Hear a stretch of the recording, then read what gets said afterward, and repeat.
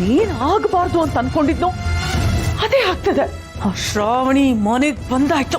ಅವಳು ಸುಮ್ಮನೆ ಬಂದಿಲ್ಲ, ಏನೋ ಗುರಿ ಇಟ್ಕೊಂಡೇ ಬಂದಿದ್ದಾಳೆ. ಆದ್ರೆ ಹೇಗಾದ್ರೂ ಮಾಡಿ ಶ್ರಾವಣಿ ವಂದನ ಮೀಟ್ ಮಾಡದೇ ಇರೋ ಹಾಗೆ ನೋಡ್ಕೋಬೇಕು. ಈ ಶ್ರಾವಣಿ ಬರಕ್ ಮುಂಚೆ ಆ ವಂದನನ್ನ ಹಾಸ್ಪಿಟ್ಲಿಗೆ ಶಿಫ್ಟ್ ಮಾಡ್ಬೇಕು ಅಂತ ಪ್ಲಾನ್ ಮಾಡಿದ್ದೆ. ಅದು ಇವಳಿಂದ ಆಗಿಲ್ಲ. ನನ್ನ ಪುಣ್ಯಕ್ಕೆ ಸುರೇಂದ್ರ ಆ ಶ್ರಾವಣಿ ವಂದನನ್ನ ಮೀಟ್ ಮಾಡಕ್ ಬಿಡ್ಲಿಲ್ಲ.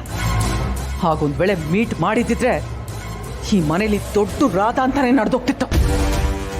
ಇಲ್ಲ, ಇವಳನ್ನ ಆದಷ್ಟು ಬೇಗ ನಾನು ಹಾಸ್ಪಿಟ್ಲಿಗೆ ಶಿಫ್ಟ್ ಮಾಡಲೇಬೇಕು. ಹೇಗೋ ವೀರು ಸುರೇಂದ್ರ ನನ್ನ ನಂಬಿದ್ದಾರೆ. ಹಾಸ್ಪಿಟ್ಲು ನನ್ನ ಕಂಟ್ರೋಲಲ್ಲಿದೆ. ಇವಳನ್ನ ಎಷ್ಟು ಬೇಗ ಆಗುತ್ತೋ ಅಷ್ಟು ಬೇಗ ಹಾಸ್ಪಿಟ್ಲಿಗೆ ಶಿಫ್ಟ್ ಮಾಡಿ ಮತ್ತೆ ಇವಳು ಜೀವಂತವಾಗಿ ಮನೆಗೆ ಬರಲೇಬಾರ್ದು, ಹಾಗೆ ಮಾಡಬೇಕು.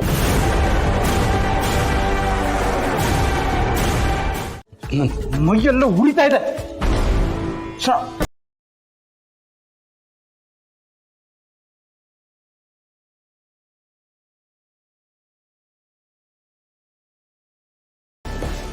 ನಿನ್ ಗಂಡಂಗ ಅವನು ಏನ್ ನೋಡ ಅವನಿಂದ ಹೋದೆ ಶ್ರಾವಣಿ ನೀನು. ನನಗೇನು ಕಮ್ಮಿ ಆಗಿದೆ ನೋಡು ನೋಡು.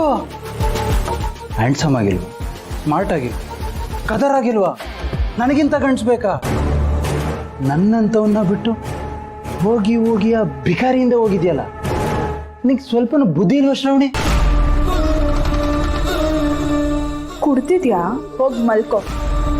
ಬಾಯಿಗೆ ಬಂದ ಹಾಗೆಲ್ಲ ಮಾತಾಡಬೇಡ ಇಲ್ಲಿ.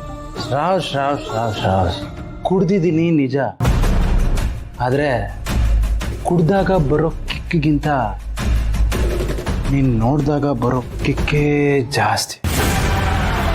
ಅಂತೂ ಇಂತೂ ಫೈನಲಿ ಆ ಸುಬ್ಬುನ ಮದುವೆ ಆಗಿದೆಯಾ. ಆದರೆ ನೀವಿಬ್ರು ಗಂಡ ಹೆಂಡತಿ ಥರ ಇಲ್ಲ ಅಂತ ನಂಗೆ ಚೆನ್ನಾಗಿ ಗೊತ್ತು. ಹೋಗಿಬಿಡು. ಸದ್ಯಕ್ಕೆ ಹೆಸರಿಗೆ ಅವನ ಗಂಡ ಆಗಿರಲಿ, ಆದರೆ ಅವನಿಂದ ಏನು ಬದುಕು ನಿಂಗೆ ಸಿಗ್ತಾ ಇಲ್ವೋ ಆ ಬದುಕನ್ನು ನಾನು ನಿಂಗೆ ಕೊಡ್ತೀನಿ. ಮದನ್, ನನ್ನನ್ನು ಕೆಣಕಿದ್ರೆ ಏನಾಗುತ್ತೆ ಅಂತ ನಿನಗೆ ಚೆನ್ನಾಗಿ ಗೊತ್ತು. ನನ್ನ ಕೈಯಿಂದ ಏಟ್ ತಿನ್ಬೇಕು ಅಂತ ಇಷ್ಟೆಲ್ಲ ಮಾತಾಡ್ತಿದ್ಯಾ ನೀನು? ಅದು ಆಗಲಿ ಬಿಡು ಶ್ರಾವಣಿ, ನಿನ್ನ ಕೈಯಿಂದ ಏನು ತಿನ್ಸಿದ್ರು ತಿಂತೀನಿ. ಎಲ್ಲಿ ನಿನ್ನ ಕೈ ಕೊಡು.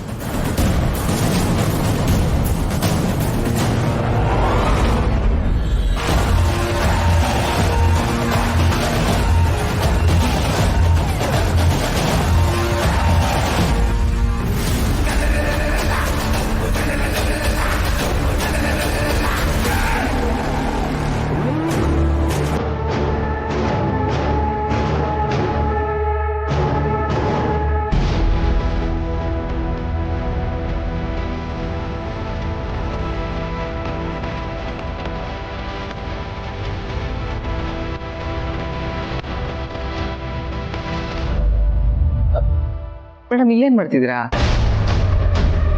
ನೋಡಿದ್ರೆ ಯಾಕೋ ತುಂಬಾ ಕೋಪ ಮಾಡ್ಕೊಂಡಂಗಿದೆ. ಕೋಪ ಬರ್ತಾ ಇನ್ನೇನ್ ಮತ್ತೆ? ಎಲ್ಲಿಗೆ ಹೋಗಿದ್ದೆ ನೀನು? ಹೇಳ್ದೆ ತಾನೆ ಹಾಲು ತಗೊಂಡ್ಬರ್ತೀನಿ ಅಂತ. ನೋಡು, ಹಾಲು ತಣ್ಣಗಾಗೋಯ್ತು.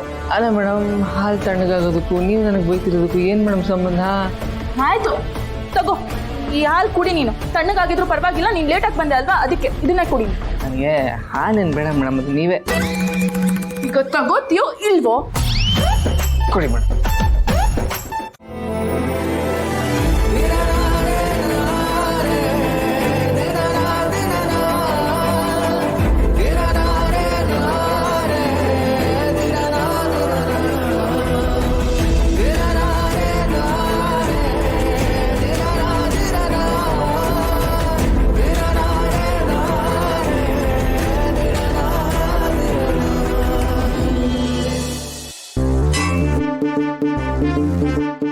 ಛೇ, ನನಗಿದೊಂದು ಪ್ರಾಬ್ಲಮ್ಮು.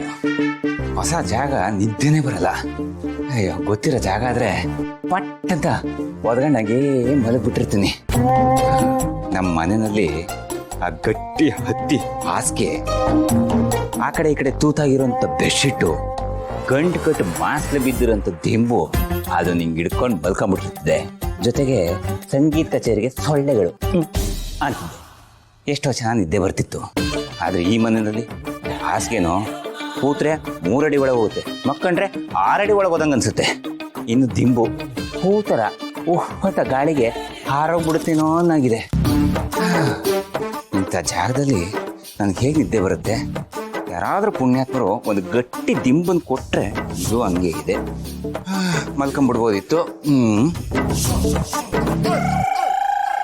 ರೂಮ್ ಯಾವುದೋ ಬಾಗಿಲು ತೆಗೆದಿದೆ, ಕೇಳೋಣ.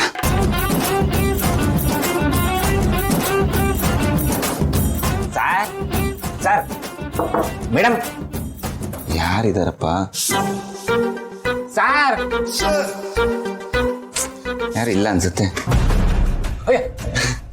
ಸರ್ ನಿಮ್ಮ ರೂಮ ಸರ್, ಗೊತ್ತಾಗಿಲ್ಲ. ಒಳ್ಳೇದಾಯ್ತು ಬಿಡಿ. ನನಗೆ ಗಟ್ಟಿ ದಿಂಬಿದ್ರೆ ಕೊಡಿ ಸರ್, ಇದೇ ಬರ್ತಾ ಇಲ್ಲ. ನಿಮ್ ತಮ್ಮಯ್ಯ ಅಂತೀನಿ.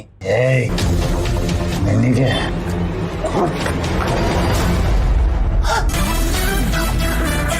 ಸರ್ ನೀವು ದೇವರು ಸರ್. 10 ರೂಪಾಯಿ ಕೇಳಿದ್ರೆ 10,000 ಕೊಡ್ತೀರಾ. ಒಂದು ತೊಟ್ಟು ನೀರು ಕೇಳಿದ್ರೆ 1 ತಮ್ಗೆ ನೀರು ಕೊಡ್ತೀರಾ. ಒಂದು ದಿಂಬು ಕೇಳಿದಕ್ಕೆ ರೂಮನ್ನ ಬಿಟ್ಕೊಟ್ಬಿಟ್ರ ಸರ್. ಸರ್ ನೀವು ದಾನ ವೀರ ಮಹಾ ಮಹಿ ಸರ್.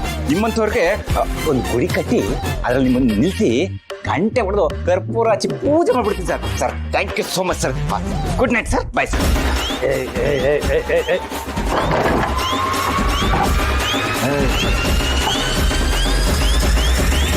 ಇಡಿಯಟ್.